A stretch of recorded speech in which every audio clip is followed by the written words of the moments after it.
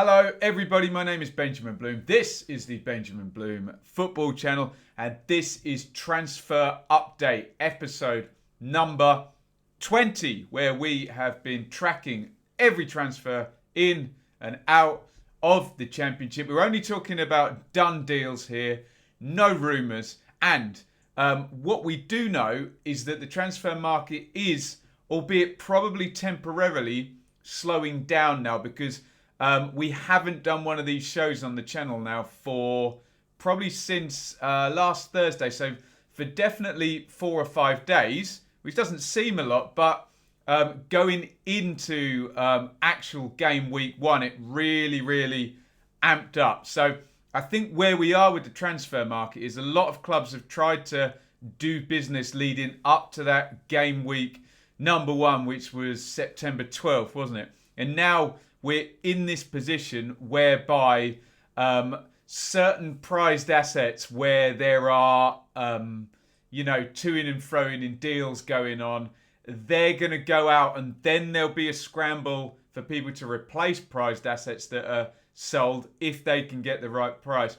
I think that's going to amp up as we get towards the October the 5th deadline. But that does mean, I think, we're going to have a quiet week or 2.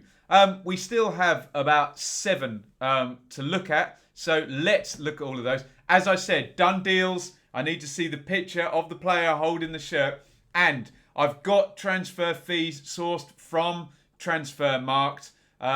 If you believe you know different, then please let me know in the comments with your source, though. There is nothing more boring than people making up undisclosed transfer fees that, frankly, we won't know until accounts are released in about a year's time. And honestly, we'll probably never know. And please, just because a local journalist gives a transfer fee doesn't mean that that's actually the transfer fee. Would you believe sometimes clubs brief local journalists with a transfer fee they want out there that isn't actually the transfer fee? So I don't want to sound like Alex Jones with my tin foil hat on, but please, reputable sources with transfer fees. And here is Kamil Jozwiak, that I'm sure we'll work on that pronunciation as we go. A Polish winger. We had a very good Polish winger called Kamil Grzycki here in the Championship the past few seasons with Hull. Just went up with West Brom. 22 years old, so really good age. Derby have bought Polish before, as you can see, with Christian Bielik, who is a very good player. However, he had a very bad injury and we expect him back sometime October, November. He will make his return. Jozwiak spent the early part of this month with the Polish national side, where he appeared and impressed, their words, in the UEFA Nations League matches against Holland and Bosnia and Herzegovina. So this strengthens up the Rams' front end of the pitch. 35 games, that is in the Polish top division last season. 8 goals. Very decent. You can see by SofaScore's positioning of him that he is a very much modern winger. Wingers don't exist anymore, do they? Modern wide forward player who can play either side. All wide players are now expected to be able to play either side, aren't they? You don't just play down the right if you're right-footed, and nobody really is a winger that just hogs the touchline anymore. Football has changed, hasn't it? Now, this is interesting because I've been saying for a fair while that Philip Cocu probably didn't want to end up with Chris Martin as his one forward playing up top last season. And Chris Martin's gone out now as well to Bristol City. So there's still some issue there with who's going to play up top. Now, in terms of the options in a 4-2-3-1 off the front, or if you're 4-3-3 in it and playing with wide forward, well, they're pretty decent because you've now got Jozwiak there, Whittaker, don't know about Stretton, Knight, and then Lawrence and Sibley. So if you're looking at, say, a 3 off the front of Sibley, Lawrence and Jozwiak, that looks very nice. You can include Dwayne Holmes into that. They'll probably play a bit deeper. Obviously, Wayne Rooney we can discard, and Bielik the same. They just have appeared in the picture that I've screenshot. Then up top, what interests me is, look, I'm an Ipswich fan. I really like Martin Waghorn, but his versatility is works against him, let's just say sometimes. I believe Martin Waghorn is good enough to lead the line for Derby in the Championship if they are a side aspiring to finish anywhere between 4th and 12th. He can do that. I'm not sure anyone in that squad is a top Championship striker. He'll fire you to promotion. Marriott, Waghorn don't have that on their CV, and Joseph Soon's out of favour, really, isn't he? And Rooney, yes, he's been an incredible striker, but is now basically a deep line playmaker. So be interesting to see if a striker comes in. However, my perception of this is, unless this is, and I don't know if this person exists, a guaranteed Championship goal scorer, then why not have a go with Waghorn? Unless, of course, Koku didn't bring in either Waghorn or Marriott. I think that was both Lampard, wasn't it? Correct me in the comments if I'm wrong, Derby fans. I would give, certainly I'd give Waghorn a go. And maybe Marriott gets a go. Who knows? Let me know what you think happens with the attacking picture there.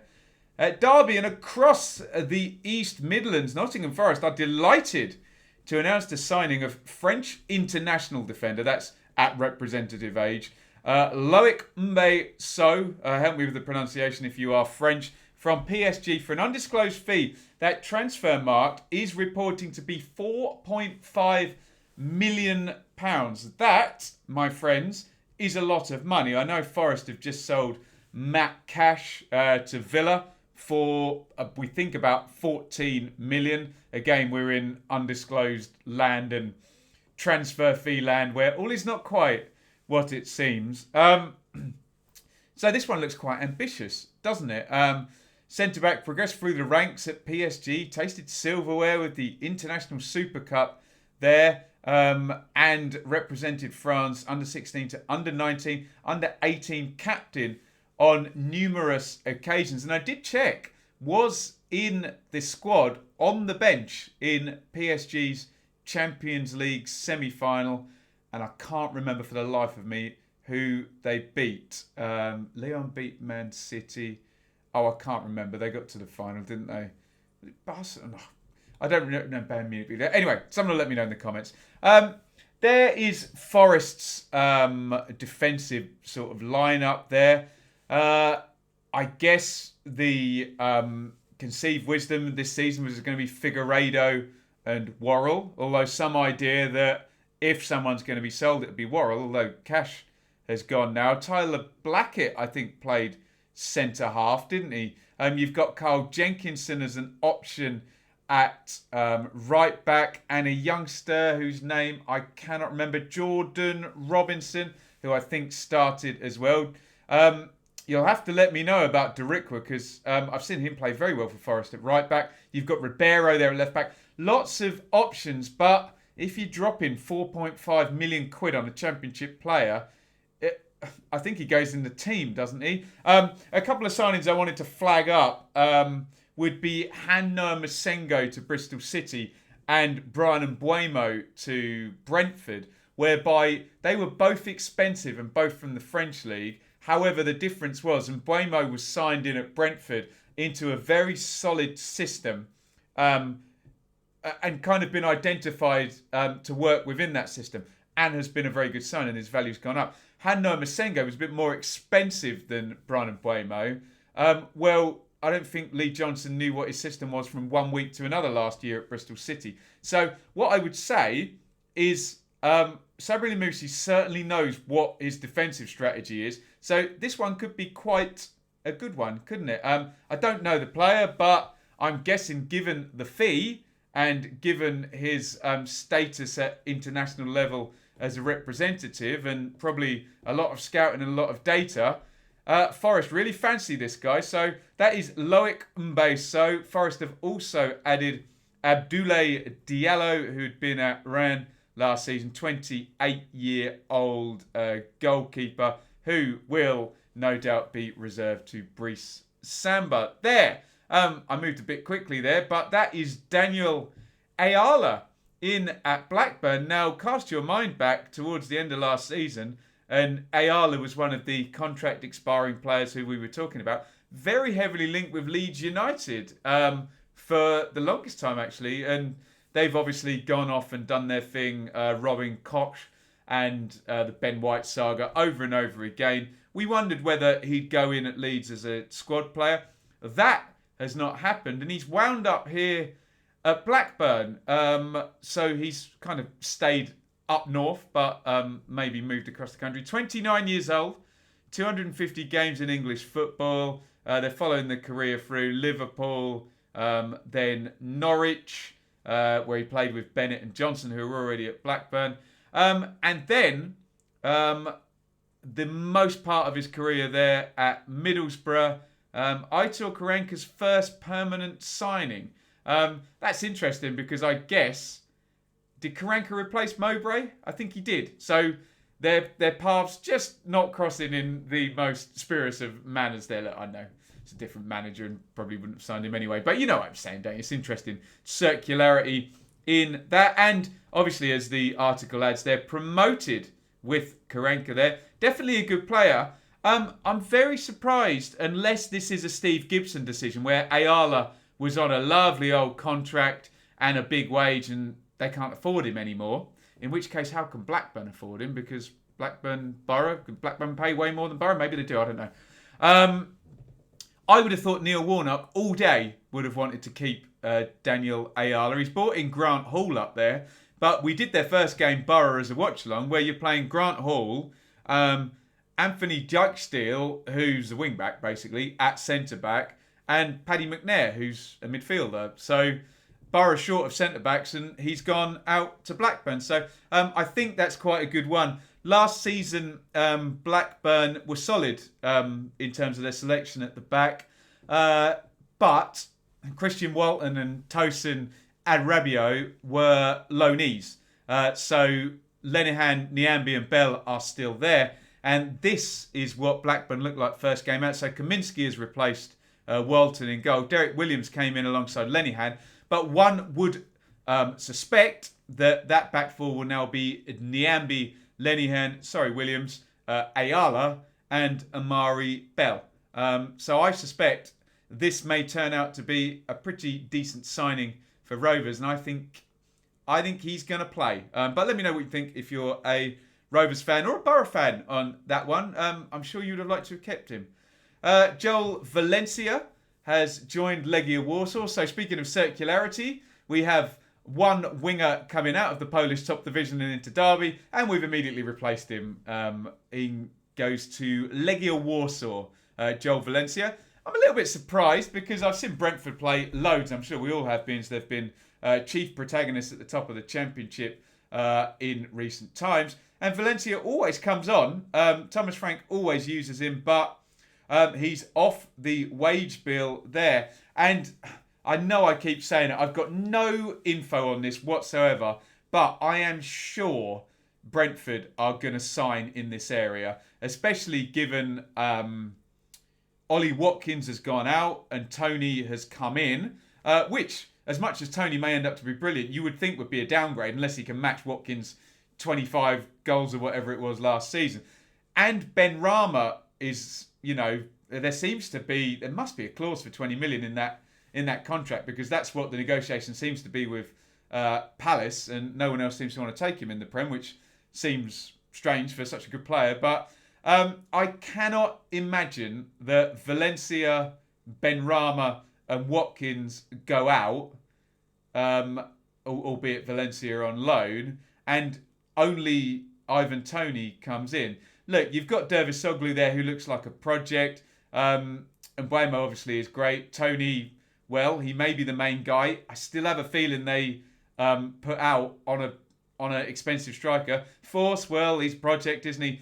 Fosu from Oxford, they're developing him. Kanyos, yes. Good enough? As good as Ben Rama or Mbuemo? I don't think so. And Morganson, obviously a project as well. So I think this, hopefully, not that I have a vested interest in who Brentford have in their squad. I like Brentford, but I'm not a fan of Brentford. But in terms of my prediction, I think surely this adds more fuel to that fire that Brentford are going to strengthen in this area that Joel Valencia has gone out. Let me know what you think in the comments.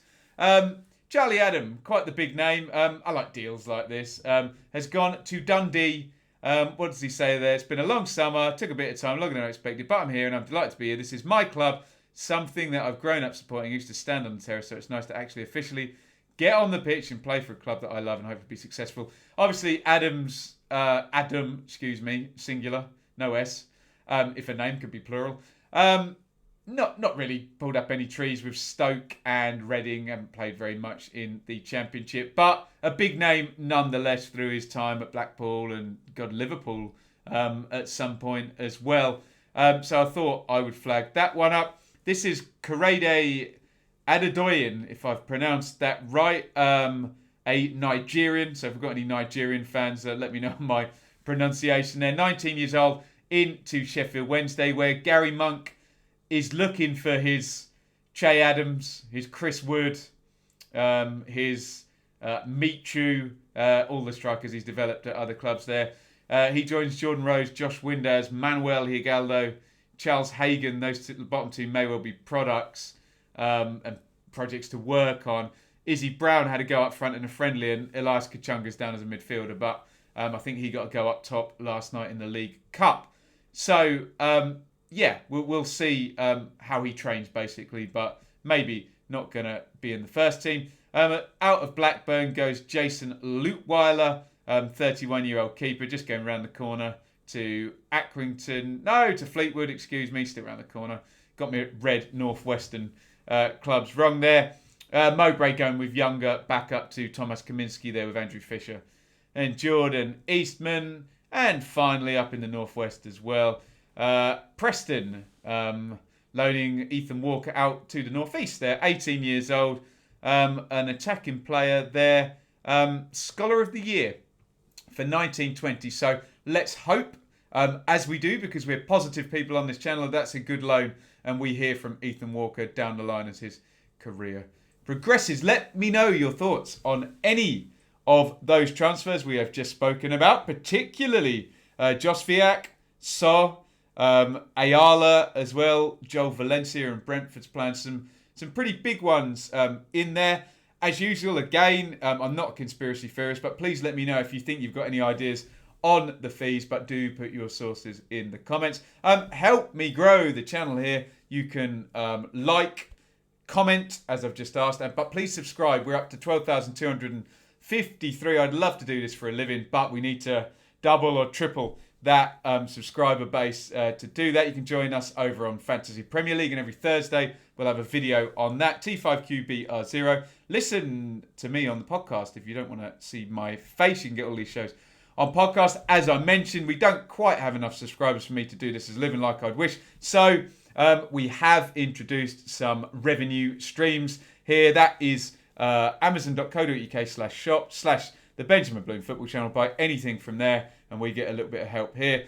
Subscribe via Patreon, patreon.com/Benjamin Bloom there. $3 tier is basically just a donation. $5 tier, though, you do start getting some extra content there. And you can sponsor the channel. On the recurring shows, you can be a fan sponsor, and you can sponsor the entire channel if you run a small or indeed large business. Are you watching Jeff Bezos? It's the only guy name I know who runs a large business. There we go. And he's richer than God. So please come and sponsor us, Jeff Bezos. We just named your product. And we did Amazon videos. Oh, and Take Me Home Leeds United is starting tomorrow, so no doubt some videos on that. Right, thank you everybody for watching. Please get your comments in on any of those signings. As ever I say, we use this channel as a think tank for Championship fans to come together and discuss. I am not the all-knowing God. I just read your comments and try and assimilate everything everybody says. I know nothing without your comments, just the spurious nonsense that's written on various websites. And we don't want that, do we? We want real fans informing the discussion. That is you. So please use the channel how we want to. Thanks for watching. Comments in on all of those transfers. I'll see you on the next video. Over and out.